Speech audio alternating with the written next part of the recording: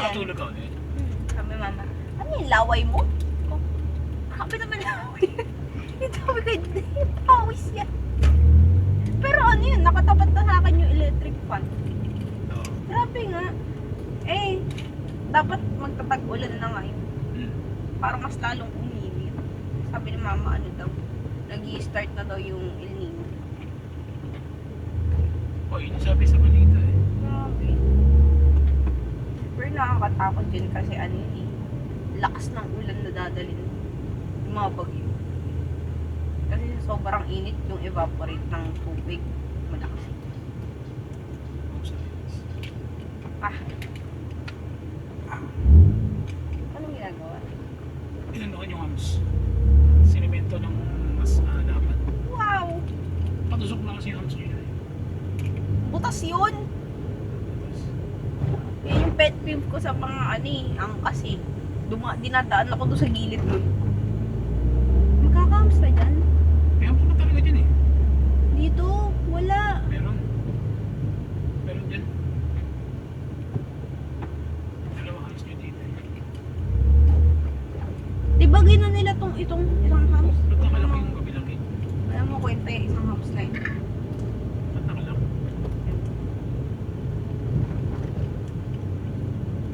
Baka ginagawa din. Sabi ni Pintura. Ano ang pintura nila? Malangan ng orange. Parang school zone. Ano pa?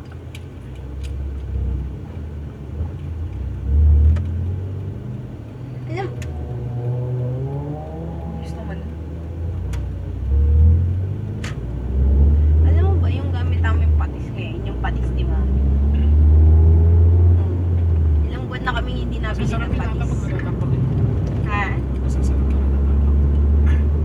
Kaya nga ilang araw na kami, ilang buwan namin hindi nabili ng patis. Dami pa naman. Nilipad lang ni Mama sa yung magandang bote. Yun yung ginagamit na patis kayo sa bahay.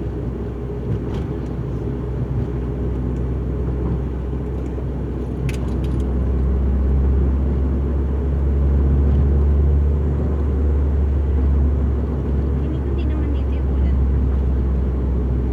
Kaya na makakuli. Pati ko.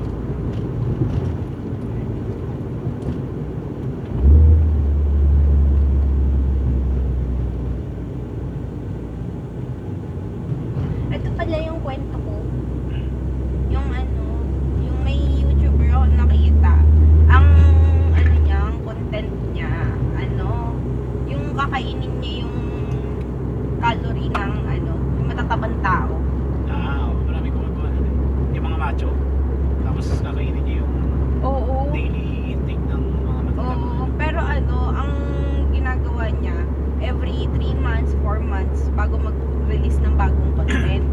Para na-maintain niya yung weight Katawan niya. niya. Tapos, ang napanood kong video niya, ang ginawa niya, parang 7 days yun, na lahat, iba-ibang tao yung ginawa niya. Like, yung katawan niya, from may abs, ganyan. Grabe, sobrang bloat niya. As in, nagka siya, dad bod siya bigla. Ganda ba siya? Kasi malaki yung calories na nakain niya. Day 1 niya palang 5 litrong 5 2 liters na coke. Hindi ka ba tatabaan? Tapos yung isang doon, yung isang tawag dito, nasa challenge niya na matabang tao, ang meal nun kada araw 100 pieces na Lace chips. Tapos trinay niya isang araw. Eh di ba kapag kumakain ka na sobrang alat, parang yung ibabaw ng alang-alang mo, parang Mamaliit pa rin. oo. Tapos isipin mo 100 pieces yun, uubusin mo. Hindi.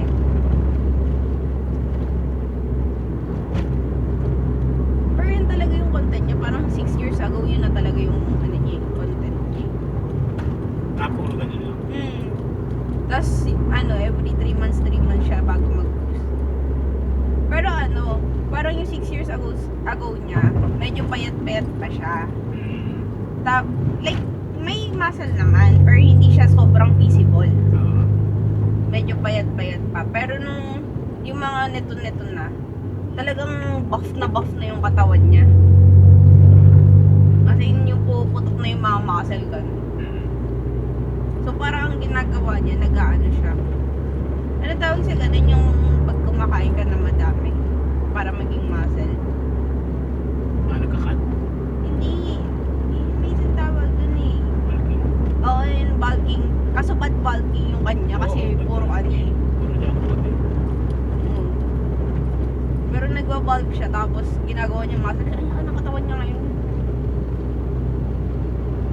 Tsaka mabilis na pumayad yung mga ganun kasi may basa niya. Grabe yung bloat niya. Parang ang ano niya nun, from 180 something pound yun eh. 180 pound ata. Naging ano siya, 220 something. Ganun yung tinaas niya bigla for 7 days lang yun. Tapos di niya nga natapos yung challenge kasi yung day 7 na challenge, parang isang buong handaan. Ganun yung kinakain niya sa isang araw. Babae yun eh. Ganun yung kinakain ng babae sa isang araw. Grabe ka. Pero ang lugar sa Amerika is puro obese eh. Pero grabe din yung maintenance ng ganun. Parang maintenance. Yung mga taong ganun. Oh! Magastos. Oo. Technically. Kasi puro fast food eh. Hindi sila kumukuha ng pera. Nasasabi mo ba ng lahat ng mataba na tao mayaman? Depende. Like Siguro mayaman. Pero yung may mga pera lang. ganun na to the point na nagpapa-gastro, churro na sila. Pero may gastro something. Yung inooperahan sila para Umayat. Oo. Oo. Kung may pang-opera sila, ibig sabihin may pera sila. Hindi. Di ba yung may yun? May parang TV series. Doktor. Oo. So yung mga taong ginigess niya doon, tingin mo mayayaman yun. Hindi naman.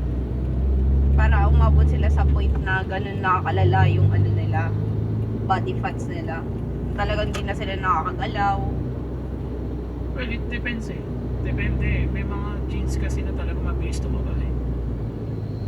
Bukod sa kain na ng kain na. Oo. Kasi may mga tao din naman na kain ng kain pero hindi nataba eh. Okay. So it depends. Oops. Lumapit sa amin, kuya. It depends sa tao.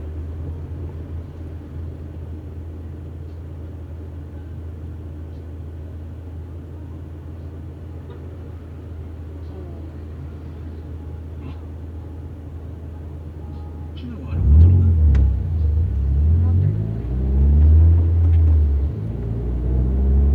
Pero nakakamiss yung ganun na yung kahit kain ng kain. Hindi ko mataba. Eh, ganun eh. Mabilis sa metabolism ng tao ba? Oo, di ba yung pinsan mo? Tao ba? Hindi siya nataba. Depends talaga sa genes.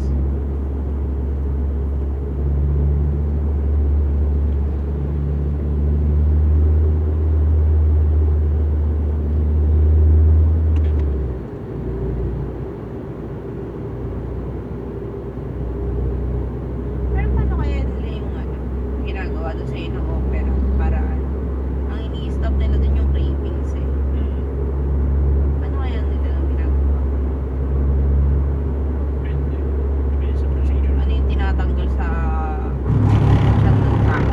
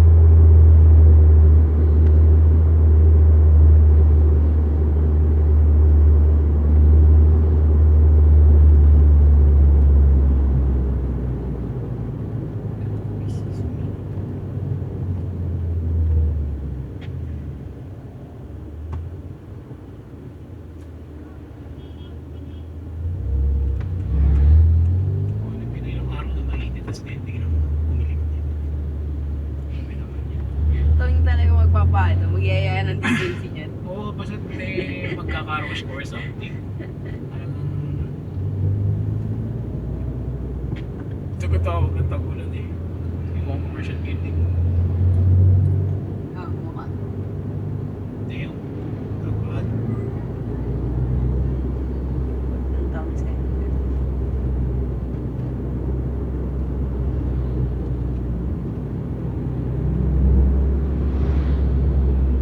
Di ba dati school yan, yung tinatayo yun? Lang. May parang triangle dun sa tabi ng town center na yun. Parang school dun na tinatay.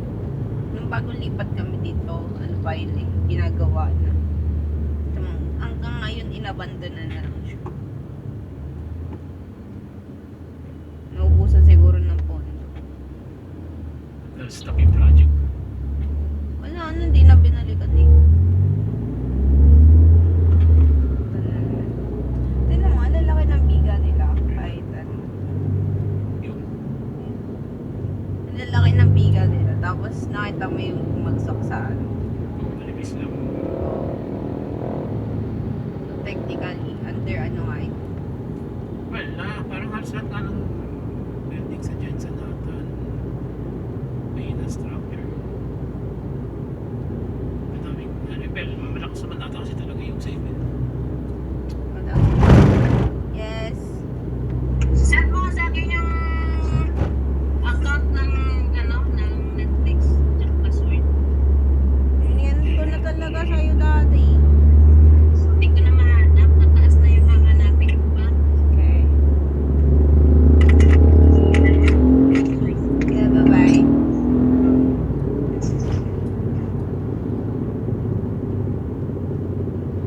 Umulan na.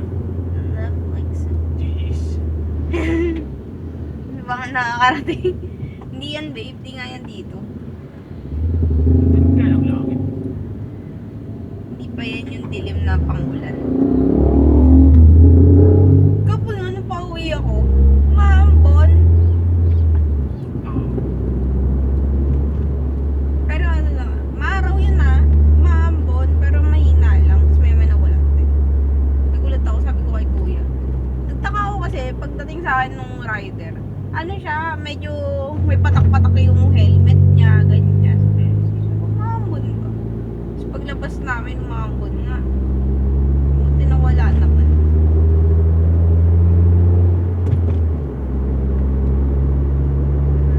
Anong gagawin ko? Pasok.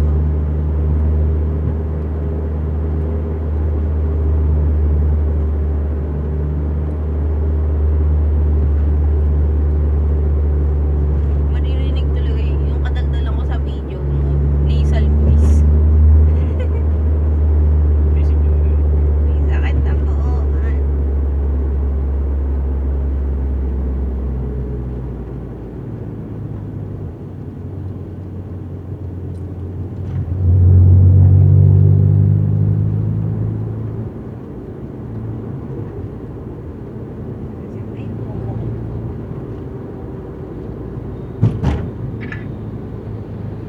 Pindot ko yung call sa'yo.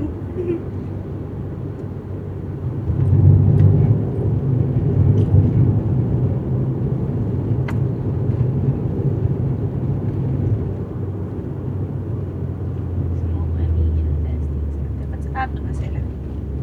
May holiday. holiday. Yung ano, flag dun sa ano, sa may AX sa amin.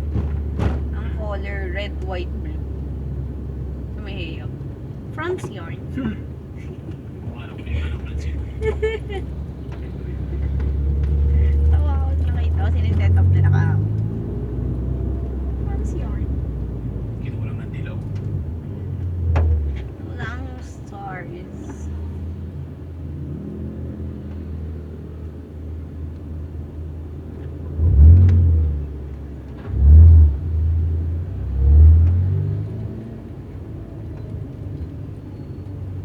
Fairness, di ka ano ka traffic ka.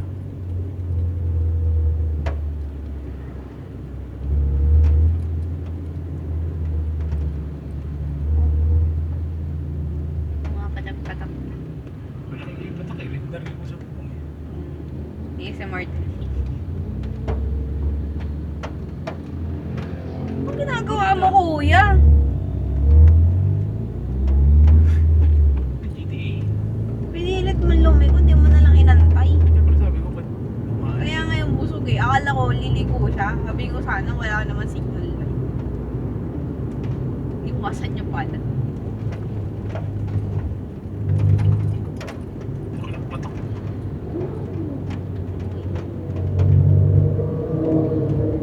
Brown, brown.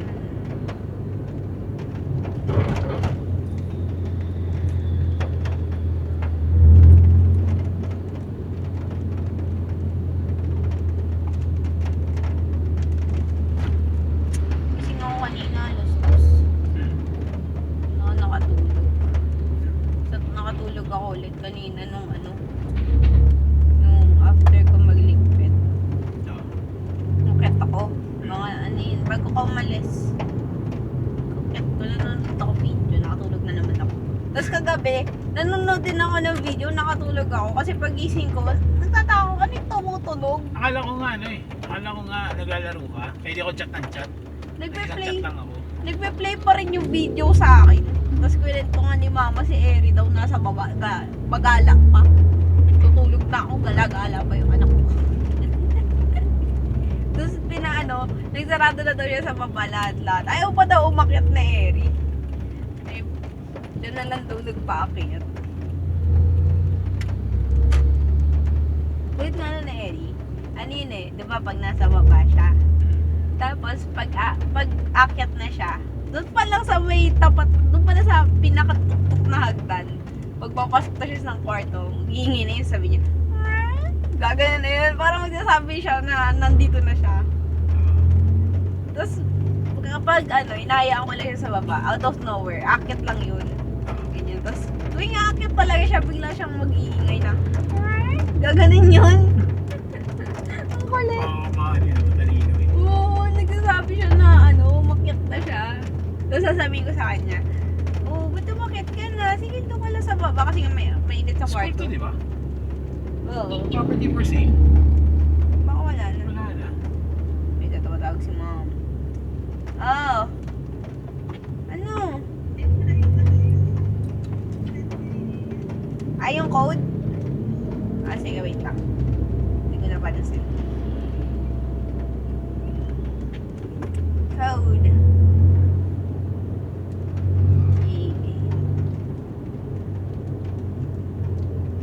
Dito malabang si Jetro sa bahay nila. 4148.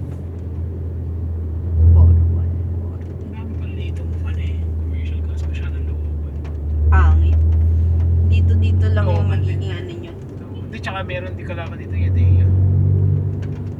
Dito yung Yadeya, may showroom sila. Oo. Kulit si Kuya. Ayun o Yadeya. Ano to? Gusto nyo overtake? Yadeya.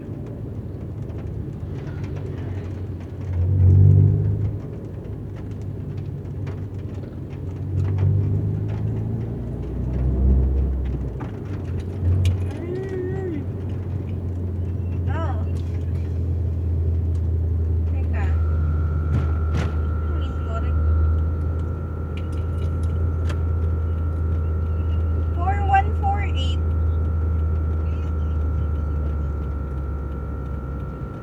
Ayun, dalawang nagsit sa akin. 4148. Wait lang.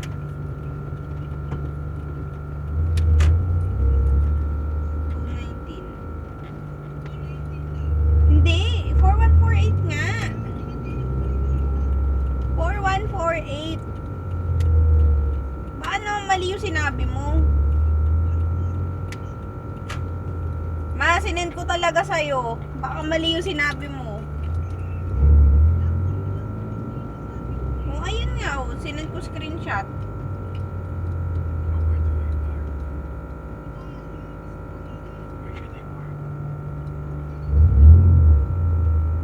Mali lang ata yung sinabi mo eh.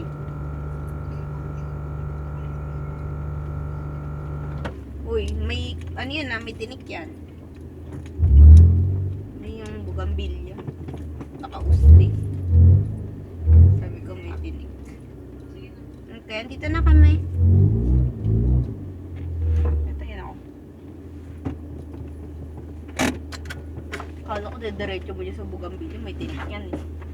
Gas-gas ka talaga dyan. Maano pa naman yan, yung, ay, natira mo yung tinik niya, ang kapal. Yes. No? Hi guys! Bye!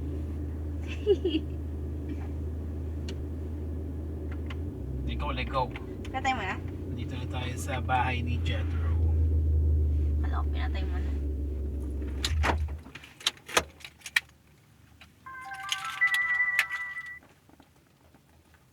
Babay ka na. Bye!